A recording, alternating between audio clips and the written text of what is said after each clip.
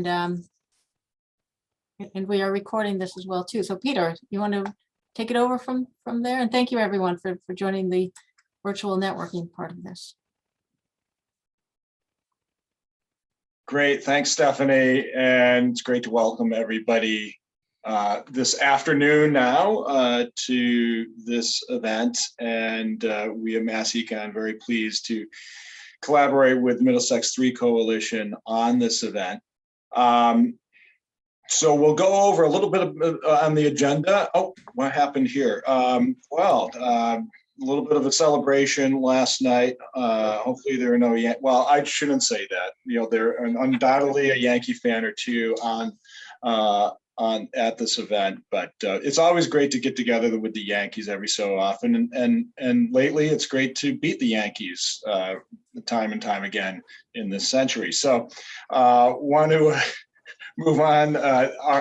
Again, very pleased to work with Middlesex 3 on this event, and we at MassEcon are delighted to see all of you gathered this morning. So I want to just some ground rules, so to speak, make folks aware. This is a Zoom meeting and not a webinar, so there's no magic wall separating attendees from the speakers in this case.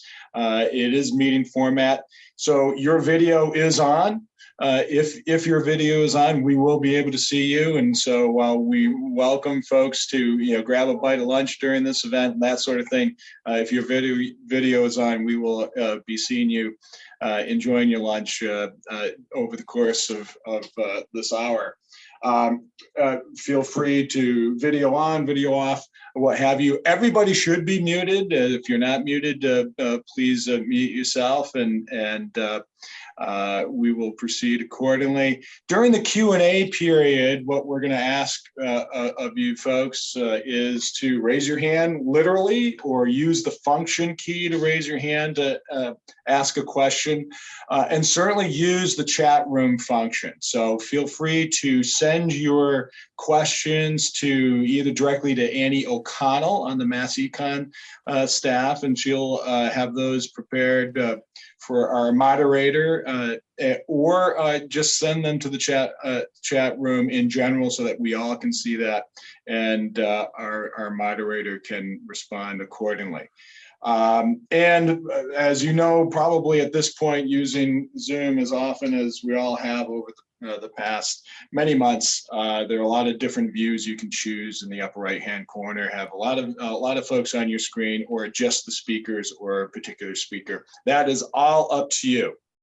Want to thank our sponsors, Daycon and Werthen, for their support for this event. It's very important to both your hosts to receive this kind of sponsorship support, and we certainly appreciate the support of both these outstanding organizations. So thank you both.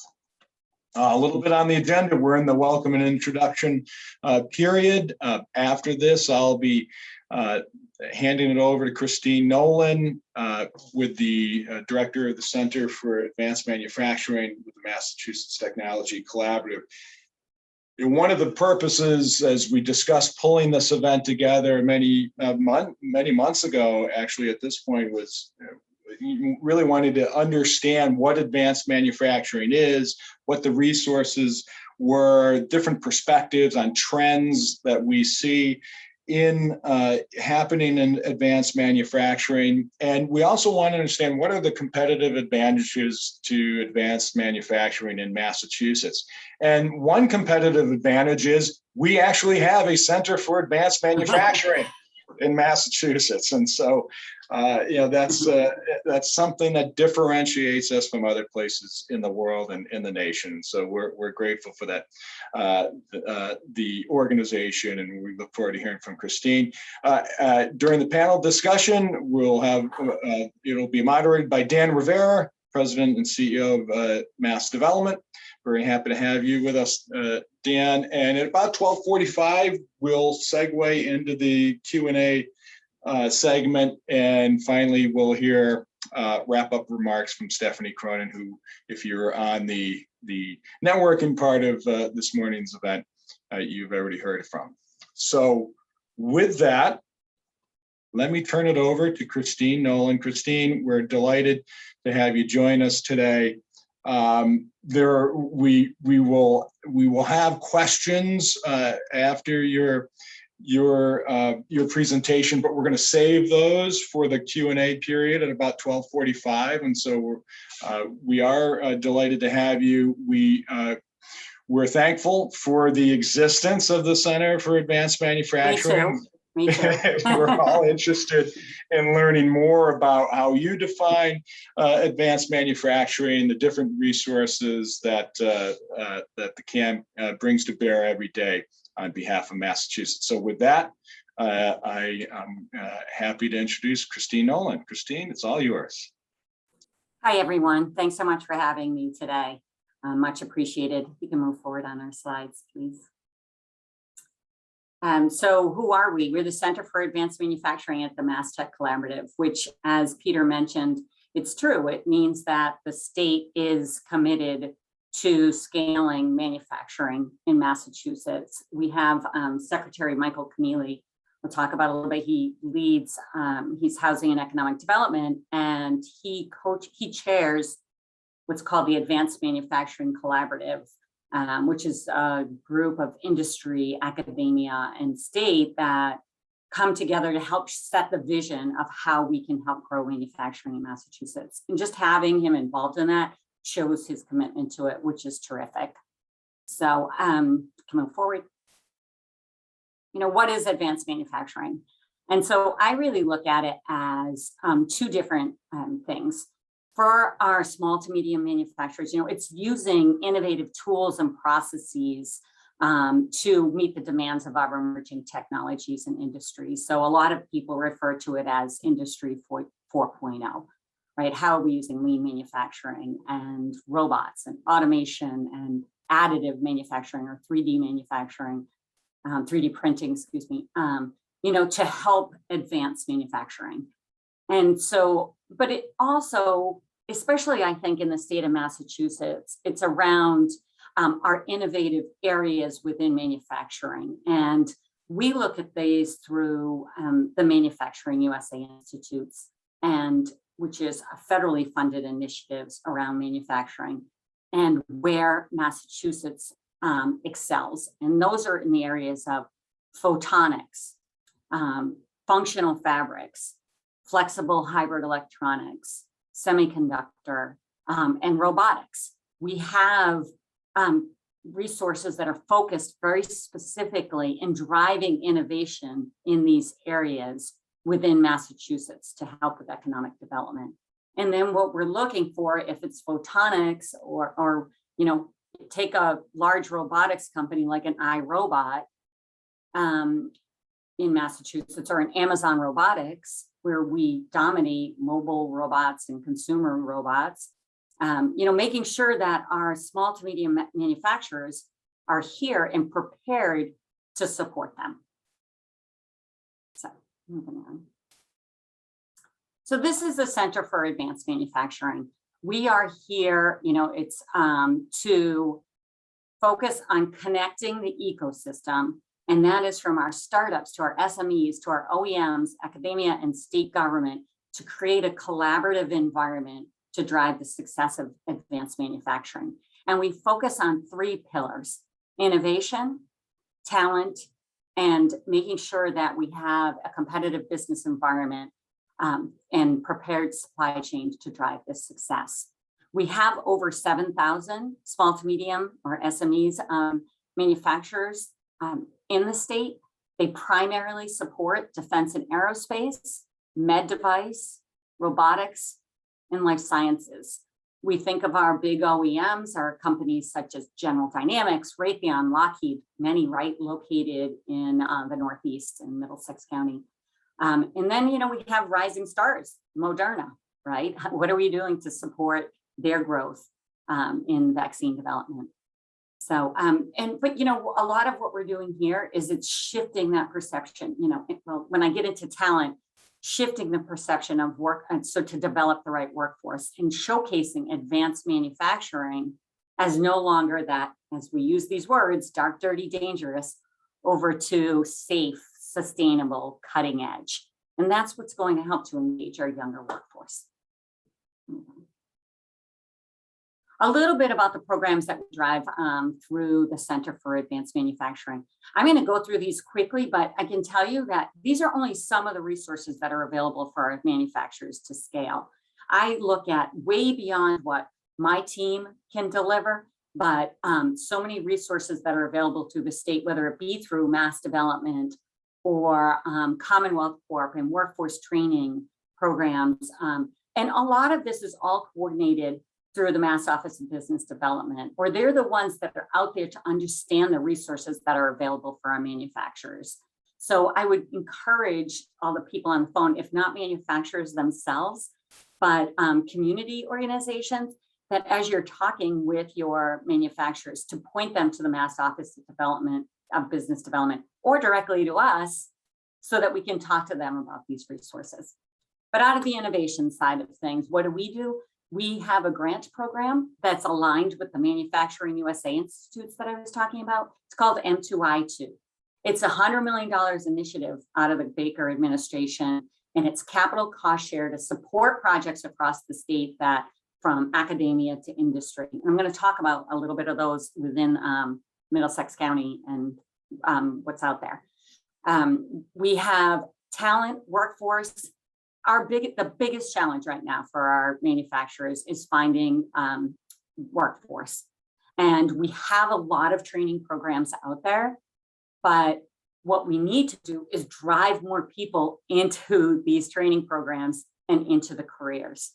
And what we believe is that, if we can, through another program that we have, which is down below, MMAP, if we can drive this robotics and automation into our manufacturers, it's going to upscale the jobs. It's not taking away the jobs for our people, but it's allowing our individuals and the employees to work at higher levels, which means they're also making more money. And that's part of the equation to driving more people into the manufacturing. And we can drive them into training programs that are available, or directly into our manufacturers where they're desperately needed. So we also, I talked about our resources that are available. We have a one-stop resource for our manufacturers. It's called mamanufacturing.com. And it's a great place to see the tools, connections, and learn more about what's available. And then Advanced Manufacturing Collaborative. I talked about this with Secretary Keneally.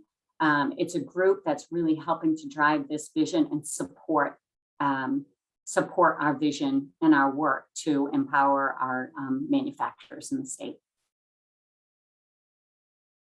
A little bit about M2I2, and I thought a target for the Middlesex 3 region.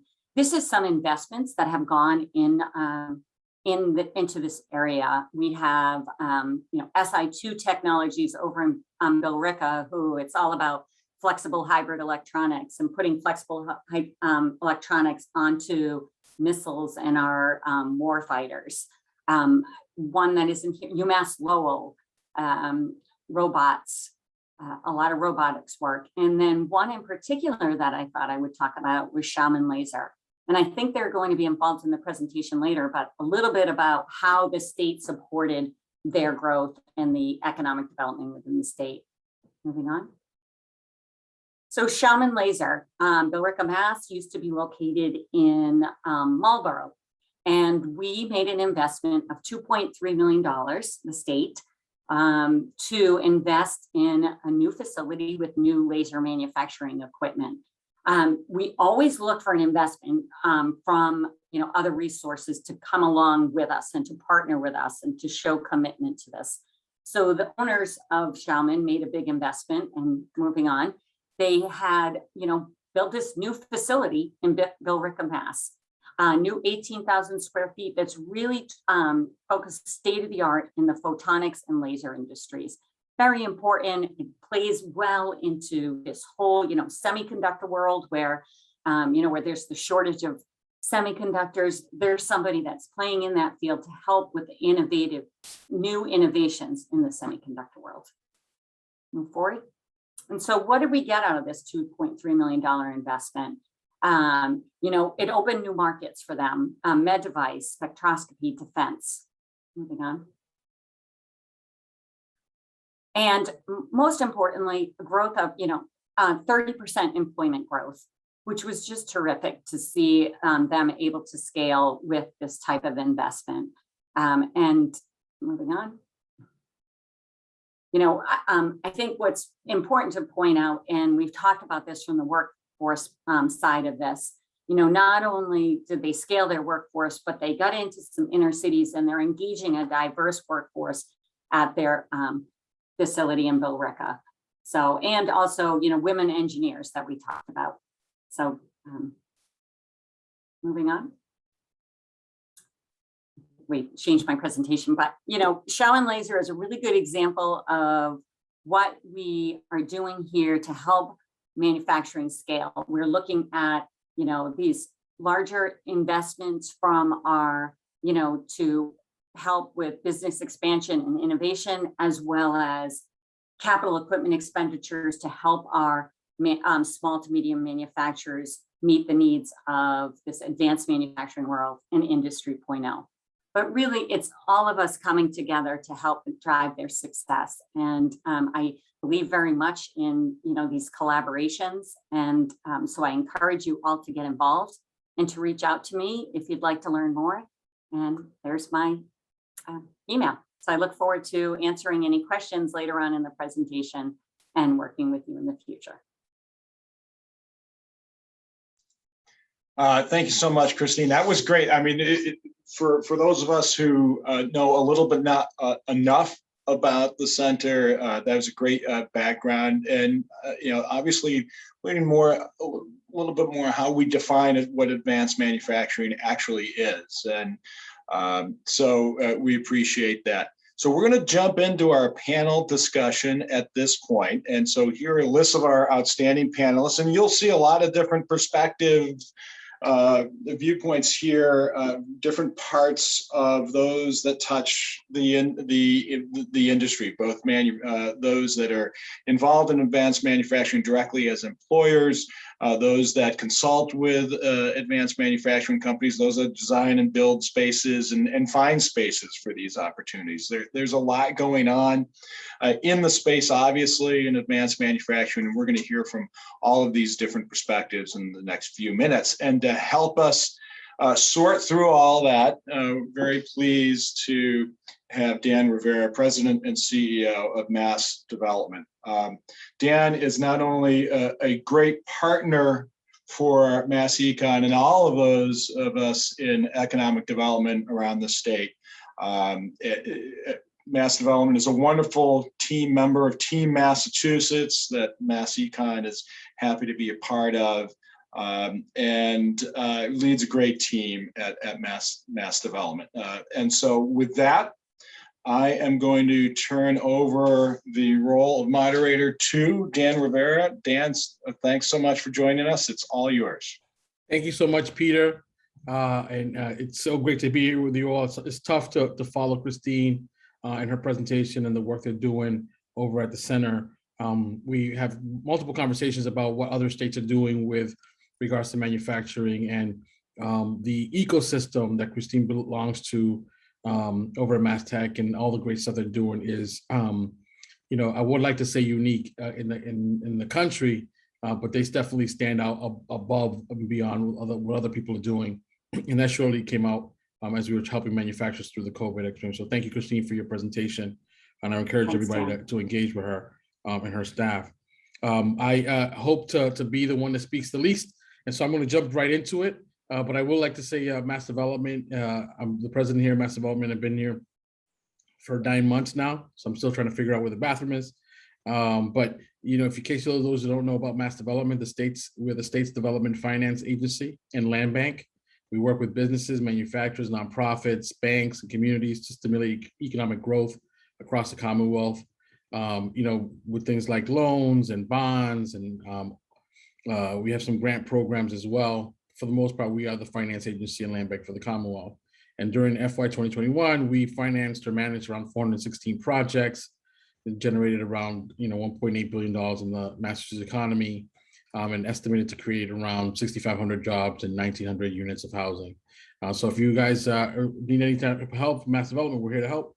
But most importantly, we'd like to listen to our panelists, a great group of folks we have here. And if we can have the panelists unmute themselves and introduce themselves, we're going to start with Jessica from Wharfin. Thank you very much, Dan. Thank you, everyone, for your time and attention today. My name is Jessica Levesque. I'm the Director of Human Resources at Wharfin. Up until 2 or 3 months ago, we were known as Instrumentation Laboratory Company, so you might know us as that. We manufacture medical instrumentation here in Massachusetts. We employ right around 1,000 people, and we have about 500,000 square feet in Bedford, Mass. and Devons, Mass. for manufacture and global shipping. So thank you very much for having me. Thank you so much, Jessica. Next up, Tina, and Tina got your company got a nice shout out, but Tina, can you introduce yourself? I'm Tina Gowd. I'm the HR generalist here for Shaman. I've been with the company for about 6 months now. Christine did a great job introducing our company. We are very excited. We've been here for about a year now, and we've just been trying to get the right people in, and we're growing. We're expanding our second floor for more DoD initiatives that are coming our way. So we're very excited about that. Thank you so much, Tina. Next up, Lynn. Can Lynn from Business Development Strategics, Inc. introduce yourself? Good afternoon, everyone. It's so great to see everyone. I am Lynn Tokarczyk, Government Tax Incentives Consultant with Business Development Strategies. We are a government tax incentives consulting firm. We help companies that have real estate expansion plans to grow and expand in Massachusetts, along with job creation and job retention plans. We help to negotiate and secure state and local tax incentives in the form of state tax credits, tips, personal property taxes. And again, we're trying to help companies make corporate real estate decisions, whether it's a $20 million investment, a $200 million investment. And, I'd like to share with you a little later on about some of the competitive advantages of doing business in Massachusetts, specifically for manufacturers. So thanks so much for having me. Thank you so much, Lynn. Next up, Steve from Farley White Management Company. Steve? Thank you, Dan. And it was great to hear Christine. So I work for Farley White Management Company. They are a local property developer and landlord. They own about 5 million square feet in New Hampshire, Massachusetts, and Florida, with about 1.5 million square feet of manufacturing and flex space in Massachusetts. So I think over the past couple of years, we have really seen a transition towards these different industries. And I think that the past 18 months in the pandemic has just accelerated that transition. And I think we're on the cusp of a lot of really exciting things. Thank you so much, Steve. Kevin from Daycon Corporation. Hey, I guess it's good afternoon, everybody. I'm Kevin Quinn, CEO of Daycon. We're a design build general contractor, and we focus on corporate facilities, industrial manufacturing, distribution throughout New England. We design, program, permit, and construct them. But I've got to have an editorial comment here, and I think Lynn made a comment, and I'll follow up on that. We work throughout New England doing corporate facilities. Hands down, and I hope there's nobody from any other New England states on this call, hands down, Massachusetts is the best state to work in, from both the cities and towns, municipalities, and the state. There is much more guidance. There is much more open-mindedness. There is a much more set program to get from the beginning to the end. So it's a pleasure to talk to you guys, and hope to be able to offer some insights into what we see in the construction design of advanced manufacturing. Thank you so much, Kevin. Next and last but not least, Wayne over from Ty & Bond. Wayne? Thank you. Yeah, I'm Wayne Bates with Ty & Bond. We're a 110-year-old engineering firm rooted in Western Mass with 12 offices around New England and New York. About 420 folks work here. We work with companies like Kevin's on the planning, commissioning, design of manufacturing and commercial developments. I head up our industrial sector across all of our service lines, and I focus primarily on industrial operations, industrial waste, and sustainability. Thanks.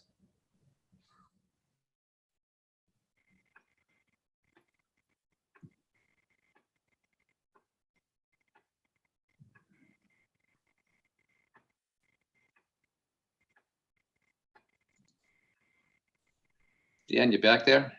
Yeah, we may have lost Dan. I You gotta hope pick not. up, you gotta pick it up, Peter. I think we, Here I am. Well, there, Here I am. great to have you back, Sorry. Dan. Sorry about that. That was weird. So I apologize. Now that we know everybody and then we had a little heartache right at the beginning, I think maybe we should put back the slide that has everybody's face. Is that okay? Just, or unless you guys are pinning folks. Anyhow, we knew what Kevin's perspective on this question is, but Wayne, why don't we go ahead and start with you? What is your perspective on advanced manufacturing in Massachusetts? Yeah, I can come at it from an operational standpoint. Looking at the technologies that are being used. There's a lot of technologies that have been around for a while, but some of the applications are changing. I'll focus primarily on safety and in the business, like with LiDAR and BIM technology. The use of those technologies coupled with augmented reality really provide good tools for industry to use from a safety training standpoint. Having different types of job operations activities where there's hazards associated with it, doing the training without actually exposing people to hazards. And then from like the design and development standpoint, we use drones now with LiDAR on them. We can conduct, MEP inspections of existing buildings. We can do tank inspections more safely and more quickly. So it's really these technologies being coupled with, with different deployments. For example, just using LiDAR we did for a major university, a light study where they were having complaints about dark alleys and dark parking lots. We're able to fly the drone at night, do the LiDAR study, see the shadows, see the light, and help them come up with a lighting improvement plan that made their campus safer. So it's really, employing some of these technologies in a new way that makes the end product that much more useful. Jessica, what's it look like from your perspective over Workfriend on manufacturing in Massachusetts? So sad or happy to say, I'm not sure which angle to take on that. We've been really busy with COVID because people who are intubated from COVID may have their blood running to one of our instruments. So we're very, very busy. That's one of those things you don't know if it's a good or a bad. That aside, finding talent has been tough for us. We have really been trying to focus on career pathways. I think Christine used the phrase, and career advancement for our employees, because we tend to have very long tenured employees. So I want to make it so that people can start their career here, stay, grow, learn, that sort of thing. We partner with local universities a lot to do that. And I think that's something that, as a state, we probably could focus on a little bit more. Certainly before COVID, I was working with Minuteman Technical School down the street here in Lexington. We did some women in STEM programs because STEM week, I think, is in 2 weeks, Massachusetts. Yeah. So we really tried to focus on that. Of course, COVID makes you pivot, and going in person to schools and things like that isn't as possible, but certainly we can find ways to find solutions around that, because this is such a resourceful state and a rich state in terms of the 114 colleges, the excellent education our public education affords, that we certainly can, find ways to make sure advanced manufacturing stays in Massachusetts, because it makes sense for us to have it here. And Steve, what are you telling the people, that are in your facilities about manufacturing in Massachusetts? Or is he trying to, Thanks, to get Dan. new people? So we have I think the best anecdotal example is a building that Farley White owns up in Lowell. It was actually built by Dr. Wang, and it was 1001 Pawtucket Boulevard, and he manufactured all of his Wang computers out of that building. And so we have groups in there now that are in biotech, that are in med device, that are in kind of the radar and vehicle tech fields up there. And a lot of the feedback we're hearing is similar to what Jessica was saying, which is one of the major obstacles to continuing to scale the business is just finding the talent. And that word talent, it no longer means high level executives. These are employees from day one entry level all the way up to the C-suite. And I think it's a real battle out there to find good people. And I'll tell you, Jessica, I was incredibly impressed when you said your manufacturing employees have an average tenure of 11 years. I think that is very impressive. Coupled with that battle for talent, though, I think Massachusetts has been a victim of its own success, where the demand for this advanced manufacturing space far outpaces the supply. And I think everybody talks about doing these office to flex conversions, but when you're dealing with companies like Werfen or some of the other groups on the panel, or we're seeing out in the market, their needs are so unique and need such a level of robust infrastructure that it's not as cut and dry as turning a 1980s office building into a battery R&D facility. And so I think one of our major concerns is this success going to come back and bite us, because we won't be able to continue to grow it and groups are going to be forced to go look elsewhere? Or can we come together and make sure that we kind of continue this path and keep these great companies and these talented employees in the great state of Massachusetts? Tina, I go to you on the same question, but since you guys had already made the decision to do some expansion, how are you guys feeling about it here in Massachusetts? So I think it's great. We definitely having an issue with the workforce as well. It's just finding those good candidates. And like Jessica said, we want to be able to bring in people and give them that career path so that they can stay with the company. We don't want that revolving door. We want people that want to come in, that want to learn, that want to grow, that want to be with the company for long term. We do have some employees that have been here for 10 plus.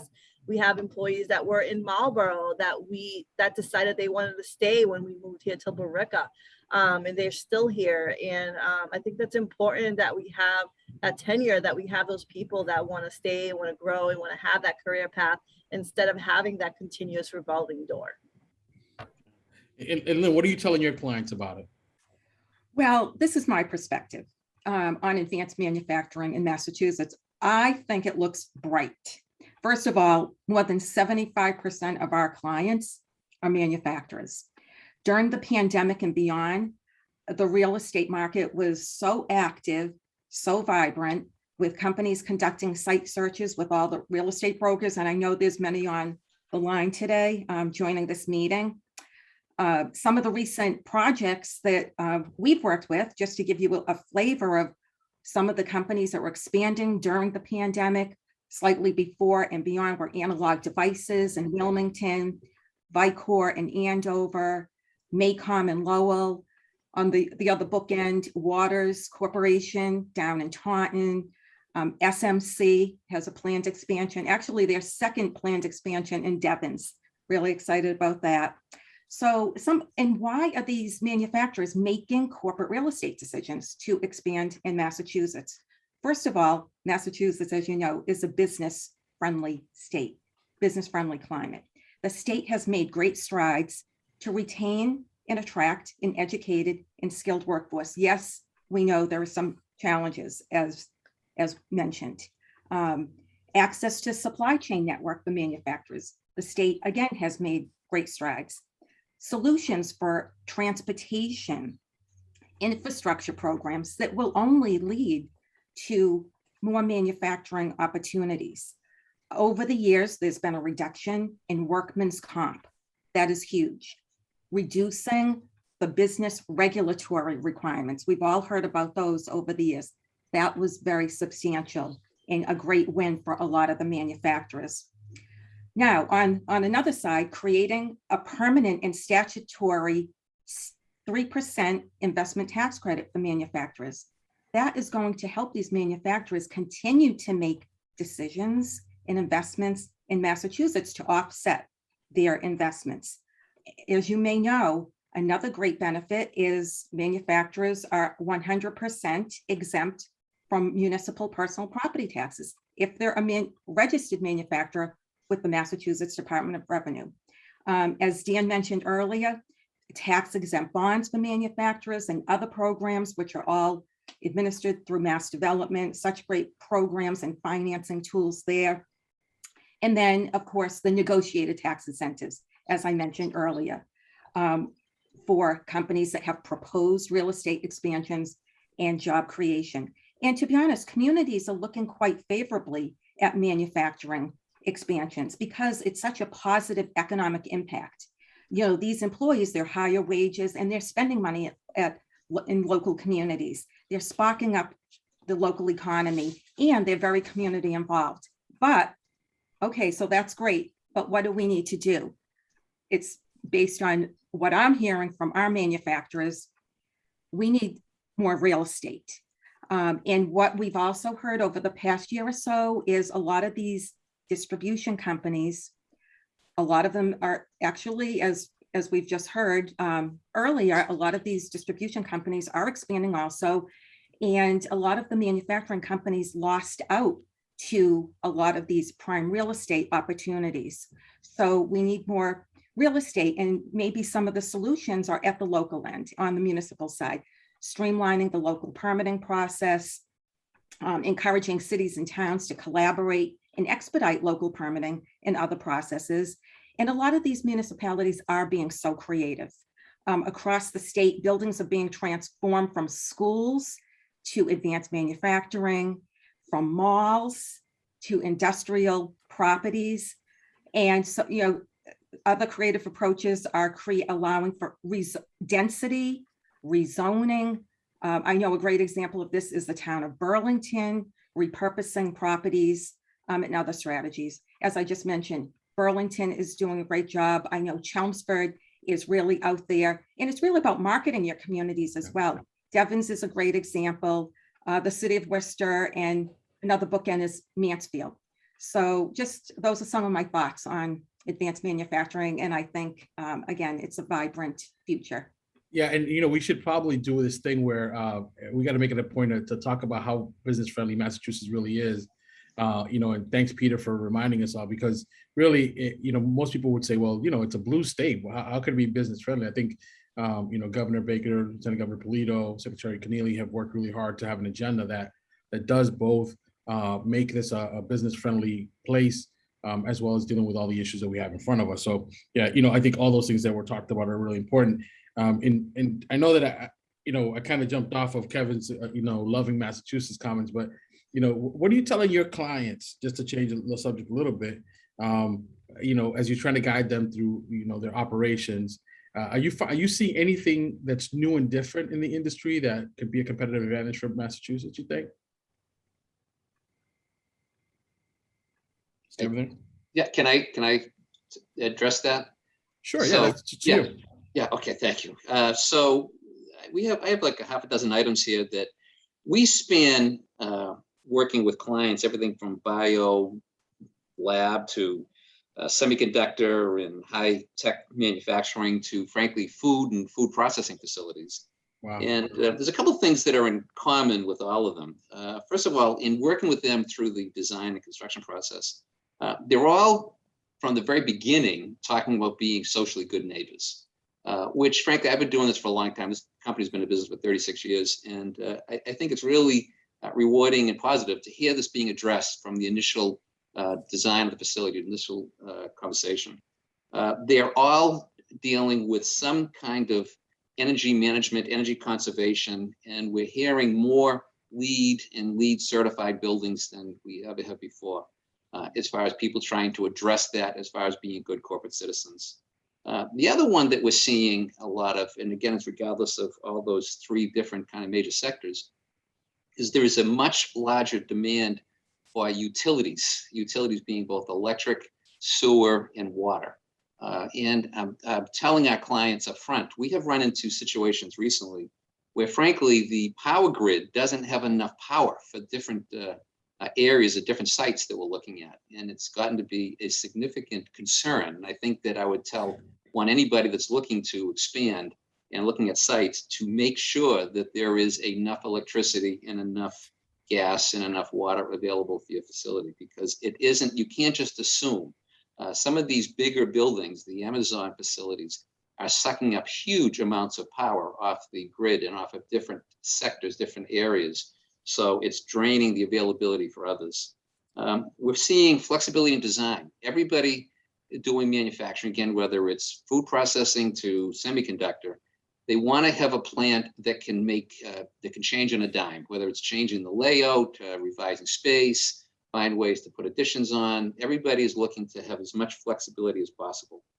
Robotics, you might not consider food processing being advanced manufacturing, but you go into a food processing facility and it's all robotics. It is amazing as far as how they're dealing with it now. Kevin, I just gotta say, Little Leaf over at Devon's, you see that operation. It is 100% advanced manufacturing. It is. You can't look down on those type of market sectors, because where there is a labor shortage, they're trying to, as you guys all are, they're trying to find ways to deal with robotics and automation to do away with it. And food processing over the years has been heavy into labor. Amenities, everybody is looking at having as many amenities available for their employees as possible that are that they can work in facility. Everything from walking paths to cafeterias to collaboration areas. They want to try to get those fit into the space. And the other one, just as a kind of an interesting side comment, is tilt-up concrete. I mean, all these buildings before were metal panel and metal panel. Now it's concrete is a prevalent and predominant material being utilized in the construction of these facilities. So I think that when Peter first asked me to come on this panel, I was like, what's changed? There really hasn't been anything changed in manufacturing facilities. And then thinking about it, it's like, oh my God, it really has been quite a metamorphosis over the past couple of years as far as what we see, as far as people trying to address in the design and construction of these facilities. So that's kind of my take. Well, I appreciate that, Kevin. And again, Lynn talked about some of those tax credits. In Massachusetts, we have PACE, a tax credit bond program that we have in Mass Development that incentivize people to, as they redo buildings, to make them, more economically possible by lowering the cost overall of utilities.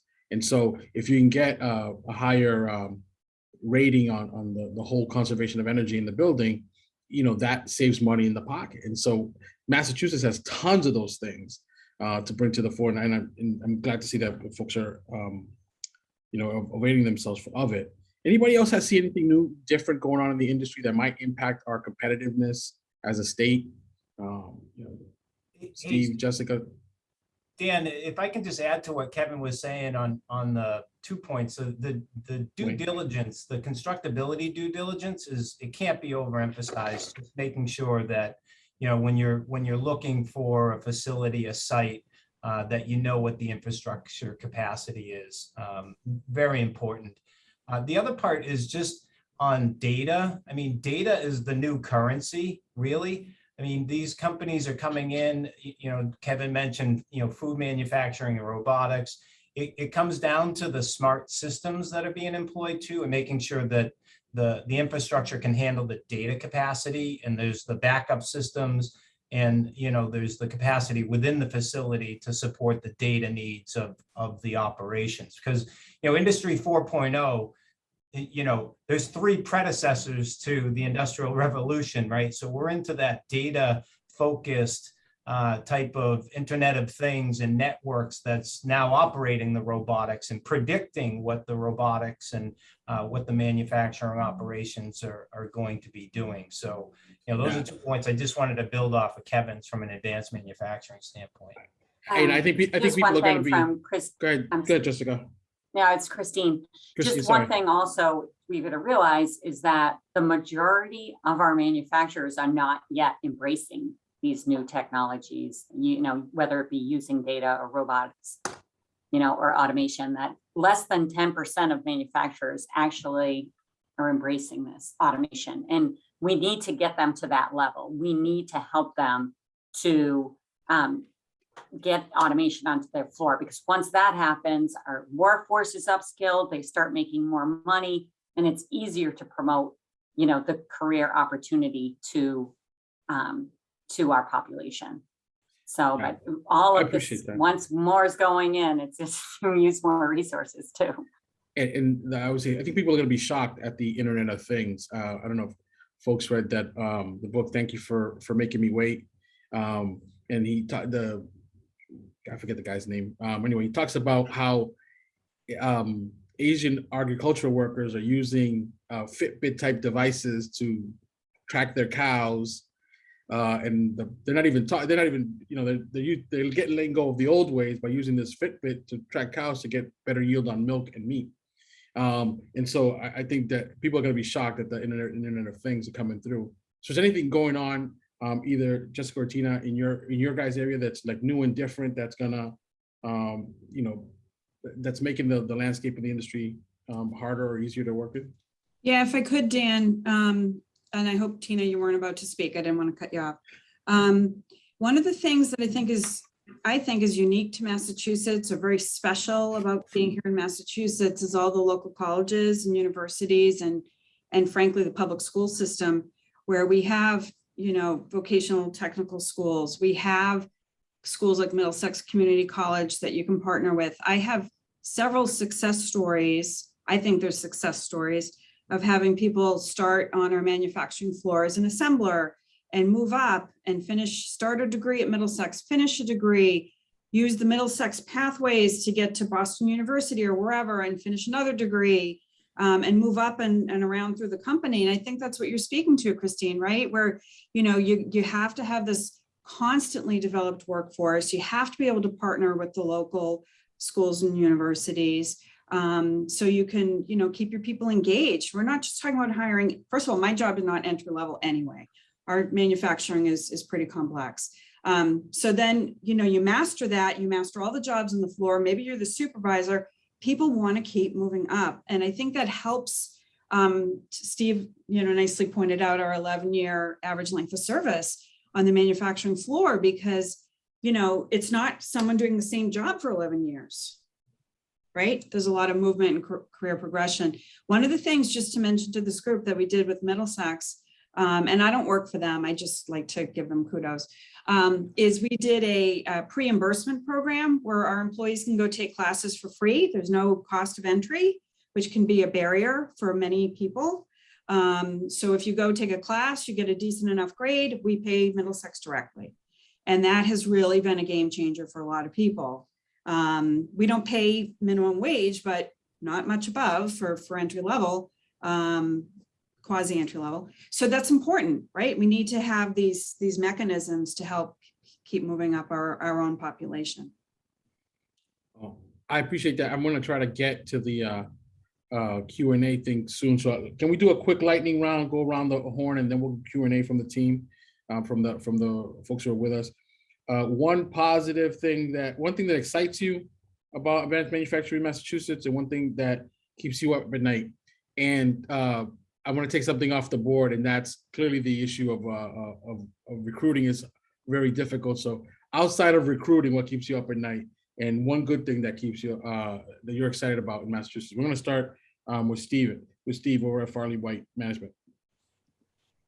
Thanks, Dan. I think the one thing that excites me is the existing ecosystem, and one thing that keeps me up at night is the dearth of real estate supply.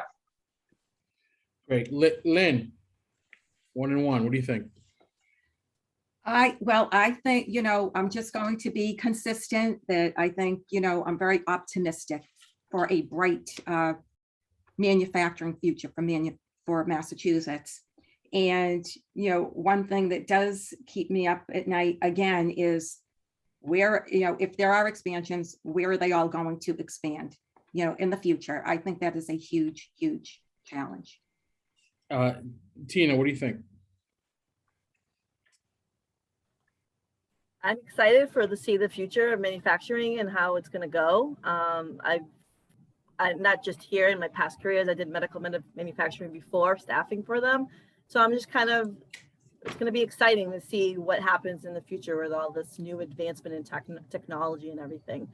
What keeps me up at night besides workforce? I'm not sure. I don't have really an answer for that. I just kind of, that is my biggest concern, is finding the candidates. Like, I really don't have any other, that's the only thing right now that keeps me up at night. We'll take that. One out of the hundreds of thousands of things that could be that we'll take one of them. That's good. How about you, Lynn? What do you think? I just went through Lynn. I'm sorry, Wayne. Yeah, I'm really excited about leveraging technology for more efficient and effective and safer operations. Aside from Tampa Bay Rays keeping me up at night, I'd say infrastructure.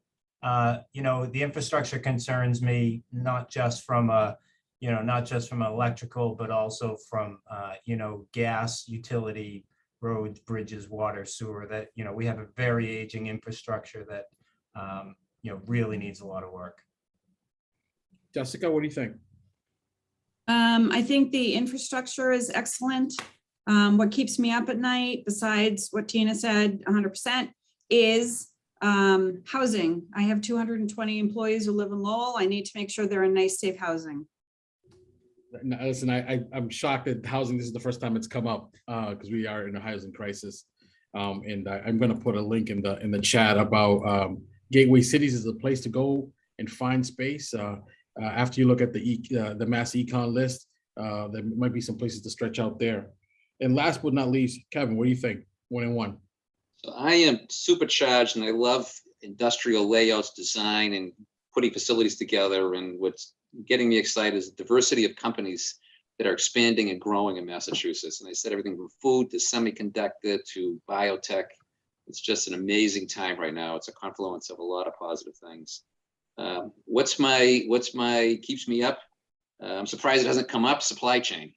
We get every day, we get a call from some material, some product that is being delayed, being increased in cost. I want to know who thought it was a good idea to put every chemical plant in the country in Louisiana. It's like we have more product problems because the chemicals that are coming out of Louisiana are being held up because of the hurricane that went through, or Texas because of the power grid. So, and the cold, it's insane. So bring it up to Massachusetts. That's where the production should be. Here, here, here, here. So we're gonna just jump right into questions because we don't have much time, but we want to get to some of these. Sandhya Liar, did I pronounce that right? Lear? It's Sandhya Iyer. Iyer, that's not an L on my bad. No, that's Sandhya, fine. how you I've been doing? called liar a lot of times, even on stage. I feel so bad. No, that's fine. It's fantastic conversation again. Thank you, Middlesex 3 and MassEcon, Pete and Doug. Worked with them on a lot of different projects. Quick thing, I've been hearing a lot of things about supply chain, about workforce development. When the last conversation about supply chain and workforce development and work need of workers. Just heard that Smith & Wesson is moving out of Springfield. That's like loss of more than 1,500 or 500 plus jobs. I'm just wondering if that means that, those workers who are out, I see it as an opportunity from my previous experience with the state of relocating them to where we actually need their expertise, especially machine operating folks. Some of the reasons that they've stated is, of course, supply chain. Of course, the biggest issue might be, I feel the law that we might be passing about arms and things. But yeah, I just wanted to point out MOBD, mass development, MassEcon, everyone's on the stage, and maybe that's an opportunity to grab relocating some of those operators, 170-year-old workforce that we have here. Go ahead. Yeah, go ahead. I was just gonna say I had the same reaction, and I was told they're still gonna have like 1,000 people over there. Yeah. But you're right, 500 workers that know manufacturing. That's an opportunity for somebody looking for staff. Yeah, that's a huge opportunity for us. The other thing I wanted to say is someone, I think Jessica or Tina mentioned about, or Lynn mentioned about rezoning. A lot of the towns on 95, including Lexington, I'm from Lexington, Economic Development Director for Lexington. We just rezoned a major commercial corridor, and we'll be having at least 6 million square feet of lab life sciences development happening here in Lexington. I'm already working on 900,000 square feet of lab life sciences coming up next year. So a lot is happening. We do have space, we do have development, not just for life sciences, but also for advanced manufacturing. We are making changes to our zoning, and these are kind of the opportunities that we've been talking about here. But definitely from ground up development, I think most of the economic development folks here, they've been talking about this a lot, but look forward to a lot of things happening on this corridor and 495 corridor, a lot happening. Rezoning is definitely a toolkit. But yeah, so thank you for the opportunity to speak, but honestly, I don't have questions, but I appreciate that. Let's talk about next steps. Thanks. Thank you so much. Peter, being a good guy that he is, Pete wants me to make sure that since I avoided that, say this in the lightning round, maybe we could talk a little bit about recruiting workers from, he wants to know, what about recruiting workers from out of state, knowing that there's a sticker shock there, but and that can be a little bit negative, but are you guys thinking about getting people from out of state? He wants to talk a little bit about that. So I move people here from out of state, but full disclosure, not usually for the manufacturing entry-level jobs. The ROI is tough on that. So I will reserve that for R&D and things that, maybe someone came here for college or they're already around, that type of thing. I think if we were to move a whole plant, it would be because we're moving a plant from here to there, personally. Yeah. Sorry. Anyone else? I know that's not what you're looking for, but. No, that's a good point, because again, if you have to go 20 people from outside, that number gets big quick. Yeah, I think it's an interesting point. This is Christine, that, we're moving forward with many marketing initiatives to market manufacturing careers. And, thinking of that, definitely targeting our gateway cities, but also, it could be that we target out of state. But I'm also with Jessica that, for entry level, that's going to be a little bit harder to do. Yeah, I mean, Christine talked about this a little bit, this idea of how do you change the perception of, what was it, dirty, dark, and what was it? Dark, dirty, dangerous, to safe, sustainable, financially rewarding. Yeah, Kevin, how do you, and anyone else who wants to jump in, how do you guys see us trying to do that, change that conversation? Because I gotta tell you, it is, my mom was a seamstress in the mills in Lawrence, and I've been through the new places. They're just nothing like what my mom used to work at. Go ahead. I could just give an example, and Lynn's familiar with Waters down in Taunton. That's a facility that, they make chromatography product, and it's a fairly labor intensive, it's more of an art than a science the way it started, but over the years, I mean, their facility has become worn and tired, and they put a big investment in that facility, and they've embraced technology as part of their, as part of their facility expansion, right down to using augmented reality for training, engaging the work staff in that technology, and providing those type of jobs. And I thought, like the more experienced type of manufacturing floor people would have like resisted the technology, but they said no. Actually, some of our older employees really embrace the technology. So it's an interesting shift